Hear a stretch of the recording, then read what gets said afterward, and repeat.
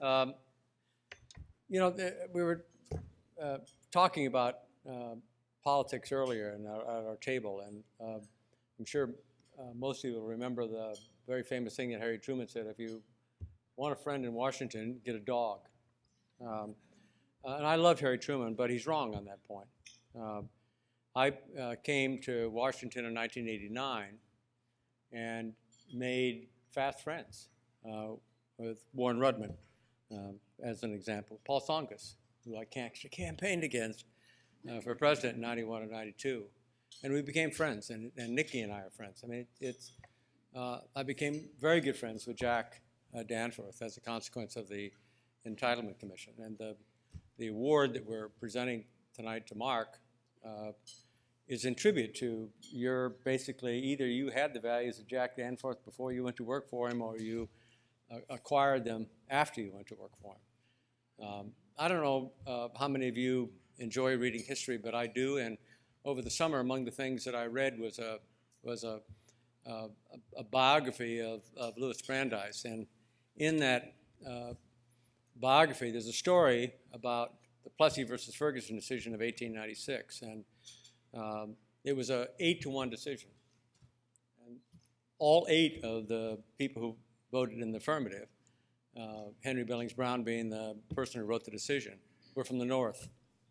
And one dissenter was John Marshall Harlan, former slave owner, put a regiment together in Kentucky and fought on the Union side of the war, campaigned against Lincoln in the 1864 election, opposed the 14th and the 15th Amendment. But when the moment came to stand up, he wrote a dissent. And it is a beautiful dissent in which he said, this decision will have a more negative impact on America than Dred Scott, and it has. And I think about that dissent, because in many ways, Concord is in dissent. And it's telling America what is actually going on. It's uncomfortable, it's difficult, and it's calling America to do something that is difficult. But we believe that it will have a lasting impact upon the future of our country, and that we either care about the future or we stop talking about we caring about the future. So it's wonderful to present this award to you, Mark. You're a perfect person to receive it. You were wonderful to work with on the Entitlement Commission. It's been great to watch your success at EY. It's been wonderful to watch you continue to care about our country, our world, and our community in which we live. So, ladies and gentlemen, I'm here to present the Paul Tsongas Patriot Award to Mark Weinberger. Thank you.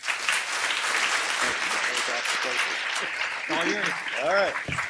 It really is an honor to get this award. Oh my gosh, I see a lot of old friends here. I've gotten to see a lot of you when I was outside. And it's humbling because there's so many economic patriots in this room. It is actually remarkable to see the contributions all of you made, and to me even be able to be mentioned in the same breath. Patriots like Senator Kerrey. Senator, I admired you before I even knew you. Yes, I did. And if people want to say amen to whatever I say, that's okay too. Senator, but what's really incredible, when you meet one of your idols, you don't always get fulfilled. You feel somehow let down. But I admired you more after I got to know you. And I admired you even more when I met the politicians that came after you. So I think this country owes you a great deal of gratitude, and I thank you and the coalition staff and Bob and everyone, the tireless work you do, unheralded, always shining that lantern where it needs to be shined, and not always getting the attention that we clearly want. And Senator Danforth, who's not here tonight, I wrote a lot of really great things about Senator Danforth, but I only have about 7 minutes, and since he's not here, I'm going to skip him. Thanks, Jack. Yeah, it is hard to believe that the Kerrey Danforth Commission started ringing the bell on this issue over 25 years ago. And to date, it still defines the way we really talk about the problems this country faces. And we really did, and I would say didn't solve the problem, but one of the first things you have to do is to admit you have a problem and identify it and talk about it in a way people understand. And to you, Senator, thank you for your leadership and the important vote that you took to get this commission that we had. and then to really herald it along with Senator Danforth. I have just, in the 5 to 7 minutes I have, 3 quick points I want to make. One has to do with the challenge we face. One has to do with what we need for a solution. And the third issue is much broader than fiscal austerity, and it goes to economic freedom that we have been blessed to enjoy during our lifetimes. It is about the much maligned concept of capitalism and the essential role business and free markets play in creating the widespread prosperity that we have. So those are my 3 points. So first, we all recognize in this room that we have a fiscal path that's completely unsustainable.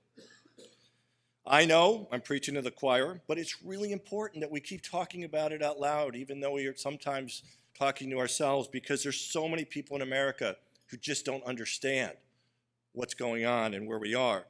And frankly, if you listen to the presidential election, you would think that we have an endless amount of money to be able to continue to spend for any cause without having to worry about paying for it. We have a national debt that's already over $20 trillion. Government debt as a share of the economy is approaching the highest level since World War II. And in August, the CBO told us that the deficits, the annual increases to the debt, will be $12.2 trillion between 2020 and 2029. And I would say that's really conservative, because if interest rates go back to anywhere where they have historically been, we will be much higher than that.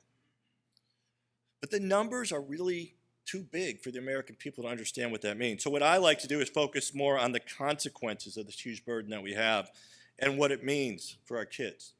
And in a nutshell, our spending today has taken away our ability to invest in the future.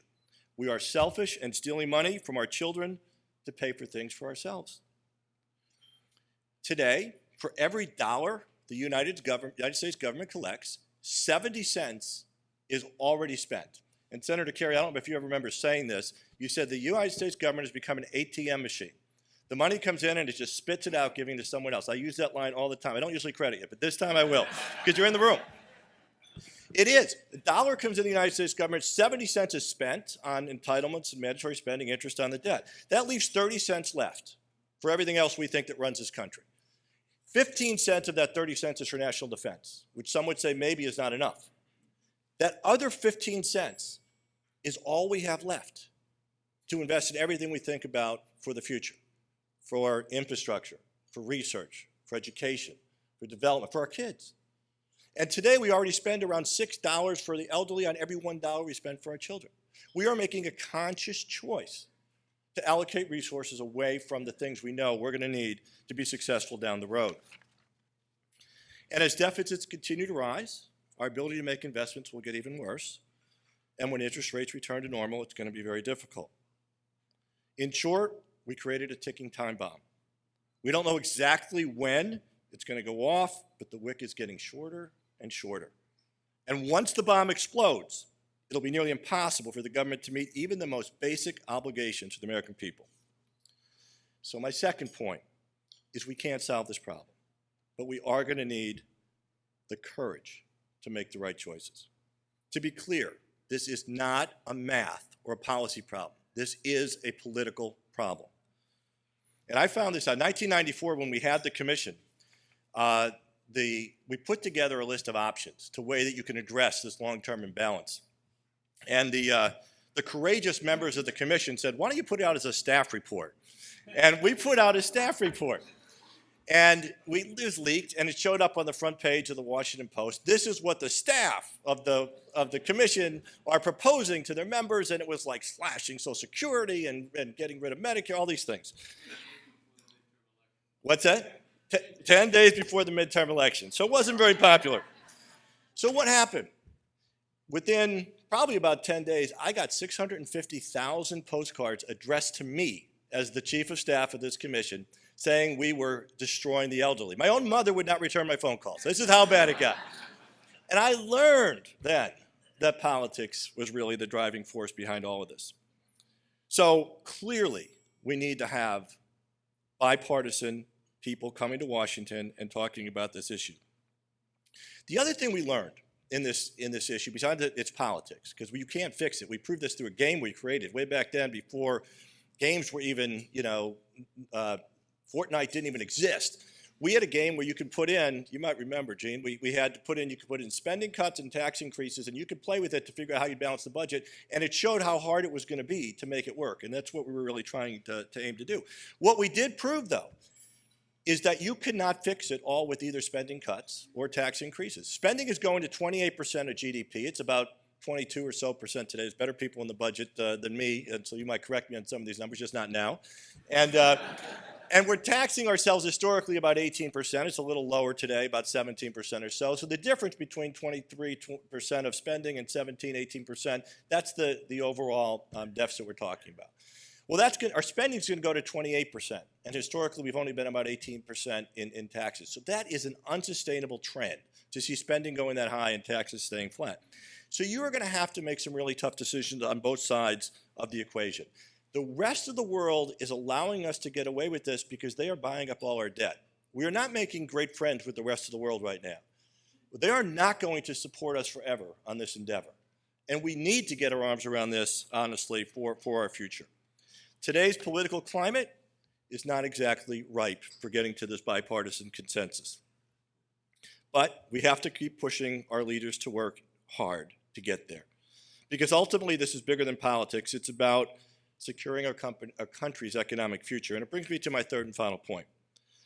While our economic future as a nation depends on all of our policymakers making the right fiscal policy decisions, it also depends on capitalism and the incredible power of the free market. The very concept that has made us the most prosperous country in the world, the freest nation in the world, and the envy of the world is in question. We live in a time where there's deep skepticism about the role of capitalism in our society. And many people are questioning whether capitalism should survive to the 21st century. You've heard the polls of the millennials who say socialism is what they prefer over capitalism because they forget exactly where we are and where we came from and don't have the comparisons to the rest of the world. But when you ask the question, will capitalism survive for the 21st century, and must it, I must tell you, I am in the category of emphatically yes. Free and open markets and the role businesses played in it have created and continue to create incredible opportunities for unknown prosperity and driven progress for us from the Industrial Revolution to the digital revolution. And they remain the best tool we have to be able to move forward for additional progress.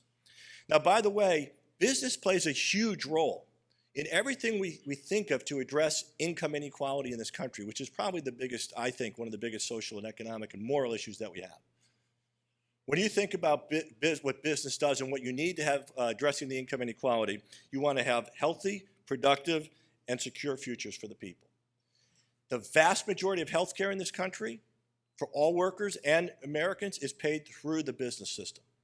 The vast majority of all retirement plans that are managed is done by business. And almost all reskilling of workers, which is what's going to increase productivity, is done by business. And my only point here is, you can't be lulled into the narrative that because it's not working for everyone today, that business is bad and we need government to take over everything we do. It just isn't going to work that way. It's never worked that way. And it would be incredible to change that today. It is easy for us to forget that economic liberty is not the natural state that exists around the world. Capitalism has created more wealth, lifted more people out of poverty, created more innovation and social mobility than any other system in the world. And it's why people want to come here. It's why they want to copy what we have and our innovation in other places across the world. So yes, we have challenges. The degree of income inequality in this country is unacceptable. We need to acknowledge that and deal with it. It's a moral and an economic issue, but we must not politicize it or pander to it at all. Senator Danforth said the greatest thing. You know, we all think of people in Washington, the way you hear about it is they're all disconnected. They're not close to their constituents. They're in their little bubble in Washington, D.C., inside the Beltway. And Senator Danforth, I was at a town hall meeting with him back in Missouri, and he said, you know what's wrong? It's the exact opposite. We are too close to our constituents. We tell them everything they want to hear. We give them everything they want, and we tell them we can do it, and we don't have to pay for it. Our problem is not that we pander, it's that we're not courageous enough to lead. And I think that's what we need to think about, and that's what we need to look for.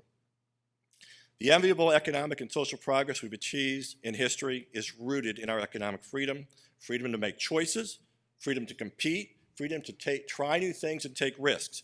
And so now as I close, I come full circle.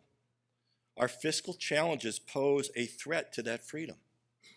If we are handcuffed by decisions we've made in the past and we lose the ability to do what past generations have done for us, to invest in ourselves for the future, we will be depriving our children of that freedom to make those choices. And that's exactly, unfortunately, the true cost of our exploding debt. So it is up to us to protect the freedoms of the next generation. And as the recipients of this award in the past have done, we need to do that for the future. So as we renew our commitment to the Concord Coalition mission here tonight, let's not lose sight of the bigger picture. The work we do is about more than just budget. It's about building an economy that allows freedom to flourish, an economy that produces market-based solutions to society's greatest challenges, an economy that creates more opportunity for all Americans to thrive and now and for the future. We do have a tough battle ahead of us, like the patriots who inspired us in the past. And in this organization's name, I believe we will prevail. Thank you very much for your attention.